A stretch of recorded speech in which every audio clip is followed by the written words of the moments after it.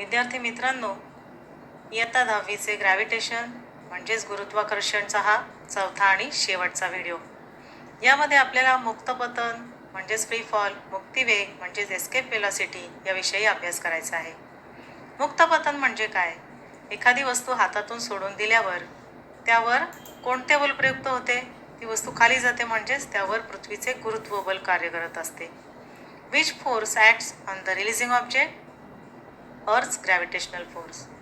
ती वस्तू जेव्हा हातात असते तेव्हा देखील हे बल प्रयुक्त होतच असते, पण आपण विरुद्ध दिशेने हाताने बल लावून तिला संतुलित केलेले असते आणि म्हणून ती वस्तू हातामध्ये स्थिर असते. When that object is in our hand, it is balanced by a force applied by our hands in the opposite direction. जेव्हा एखादी वस्तू केवळ गुरुत्वीय बलाच्या प्रभावाने गतिमान असेल तेव्हा त्या गतीला मुक्त पतन म्हणतात. यामध्ये सुरुवातीचा वेग 0 असतो आणि तो त्वरणामुळे वाढत जातो. Whenever an object moves under the influence of the force of gravity alone, it is said free fall.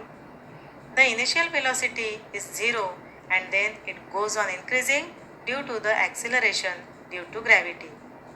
पण खरे तर पृथ्वीवर मुक्त पतनाच्या वेळी हवेशी होणाऱ्या घर्षणामुळे वस्तूच्या गतीला विरोध होतो आणि वस्तूवर प्लावक बल कार्य करतं. म्हणून मुक्त पतन हे केवळ निर्वातामध्येच शक्य असते. प्लावक बल नवीमध्ये तुम्ही शिकलेला आहात. प्लावक बल हे विरुद्ध दिशेने कार्य करत असते. During free fall, the fractional force of air opposes the motion of the object and a buoyant force also act on it.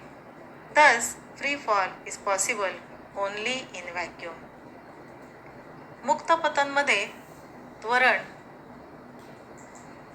Is equal to जी म्हणजेच ॲक्सिलरेशन, सुरुवातीचा वेग म्हणजेच initial velocity is equal to u is equal to 0 असताना न्यूटनची समीकरणे वापरून मुक्त पतनामध्ये वस्तूचा जमिनीवर पडतानाचा वेग आणि कालावधी आपल्याला काढता येतो. We can find out the velocity which is final velocity and time in free fall by using Newton's equation. The first equation is v is equal to u plus at. Put the value of u and g, we get v is equal to gt. दुसरं equation आहे s is equal to u t plus half at square. U आणि एच्या value यामध्ये देखील टाका, we get s is equal to half gt square. And the third equation is v square is equal to u square plus 2as, we get v square is equal to 2gs. पृथ्वीवर एकाच स्थानावर असणाऱ्या सगळ्या वस्तूंसाठी जीचे मूल्य समान असते. म्हणजे चेंडू आणि पक्षाचं पीस एकाच वेळी उंचीवरून सोडलं तर ते खरं तर एकाच वेळेला जमिनीवर यायला पाहिजे, कारण जीचे मूल्य सेम आहे, पण ते येत नाही. The value of g is same for all objects at a given place, but when we drop a feather and a heavy ball from a height they do not reach the earth at the same time. आपल्याला दिसते या व्हिडिओमध्ये चेंडू आधी पडतो, पण हाच प्रयोग जर आपण निर्वातात व्हॅक्यूममध्ये केला तर काय होते? तिथे हवेचं कोणतंही प्लावक बल नसतं जे विरुद्ध दिशेने कार्य करतं. त्यामुळे जड असलेला चेंडू आणि वजनाने अत्यंत हलकं असलेलं पीस एकाच वेळेला जमिनीच्या पृष्ठभागावर आलेलं आपल्याला दिसतं. गुरुत्वीय स्थितीज ऊर्जा, ग्रॅव्हिटेशनल पोटेन्शियल एनर्जी. वस्तूच्या विशिष्ट स्थितीमुळे किंवा स्थानामुळे त्यामध्ये सामावलेल्या ऊर्जेला स्थितीज ऊर्जा म्हणतात आणि ही ऊर्जा उंचीनुसार वाढत जाते.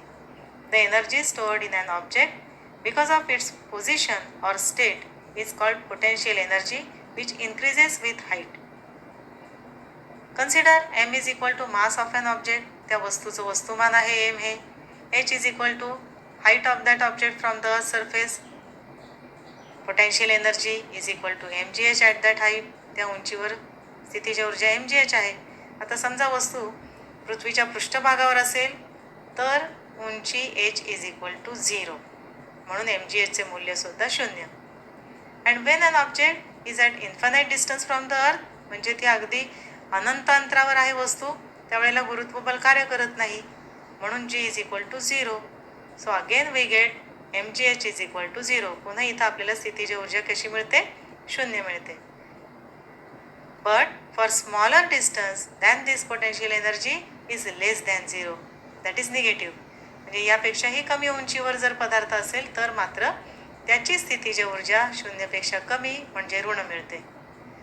Gravitational potential energy of an object at height h from Earth's surface is minus g into m upon r plus h.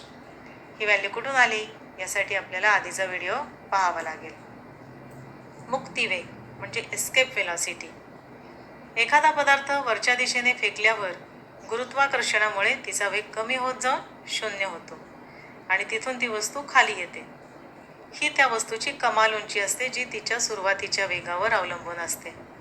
When any object is thrown upwards, its velocity decreases due to gravitation. It becomes zero at certain height.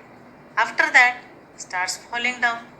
Its maximum height depends on its initial velocity. According to Newton's third equation, न्यूटनचं तिसरं समीकरण आपण या ठिकाणी वापरलं. v वर्ग बरोबर u वर्ग अधिक 2s. यामध्ये आपण किमती घालूया. v म्हणजे फायनल वेलॉसिटी, अंतिम वेग 0 आहे. a बरोबर मायनस g. या किमती घातल्यानंतर आपल्याला मिळेल 0 बरोबर u वर्ग अधिक 2 गुणिले मायनस g गुणिले s. Maximum height of an object is s. s म्हणजे विस्थापन, त्या वस्तूचं जमिनीच्या पृष्ठभागापासून झालेली विस्थापन म्हणजे ती कमाल उंची. त्याचं मूल्य आपल्याला मिळेल s is equal to minus u square upon 2g. म्हणजे इनिशियल वेलॉसिटी जेवढी जास्त तेवढी ती वस्तू जास्त उंच जाणार.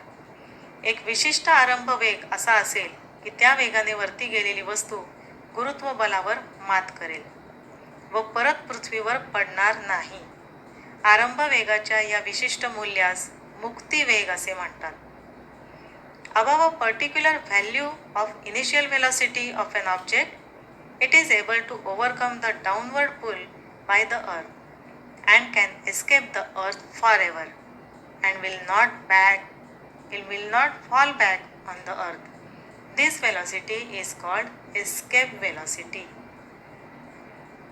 यामध्ये आपल्याला m वस्तुमानाचा पदार्थ पृथ्वीच्या पृष्ठभागावर असेल किंवा अनंत अंतरावर असेल तर त्याची गतिज ऊर्जा आणि स्थितिज ऊर्जा कशा असतील ते लक्षात येते. पदार्थ पृष्ठभागावर असेल तर गतिज ऊर्जा 1/2 mv² असणार आहे. स्थितिज ऊर्जा वजा g into m upon r इतकं असणार आहे. Total energy kinetic energy plus potential energy म्हणजेच गतिज ऊर्जा अधिक स्थितिज ऊर्जा यांची बेरीज केली तर 1/2 mv² minus g into m upon r. Minus का आलं तर या व्हॅल्यूमुळे हे मायनस आलेले. आणि जर पदार्थ अनंत अंतरावर असेल तर गतिज ऊर्जा 0 असते, कायनेटिक एनर्जी 0, स्थितिज ऊर्जा minus g into m upon infinity. याने आपल्याला भागाकार करता येणार नाही आणि म्हणून स्थितिज ऊर्जेचं मूल्य आपल्याला या ठिकाणी 0 मिळणार आहे. Total energy kinetic energy plus potential energy which is equal to 0. अंतराळामधील हा व्हिडिओ आपण पाहूयात. आपल्या लक्षात येतं की गुरुत्वबल कमी असतं आणि त्यामुळे आपल्याला या ठिकाणी स्थिर उभं राहता येत नाही. कोणतीही वस्तू या ठिकाणी तरंगताना आपल्याला दिसते. म्हणूनच पृथ्वीवरच्या गुरुत्वबलाचं महत्त्व खूप जास्त आहे. आपल्याला पळता येतं, आपल्याला चालता येतं, स्थिर उभा राहता येतं. अन्यथा आपल्याला असंच अंतराळात तरंगत असल्यासारखा भास झाला असता. मला वाटतं गुरुत्वाकर्षण या संदर्भातील सर्व संकल्पना आपल्याला समजल्या असतील. हा व्हिडिओ आवडल्यास लाईक करा, शेअर करा, सबस्क्राईब करा. थँक्यू.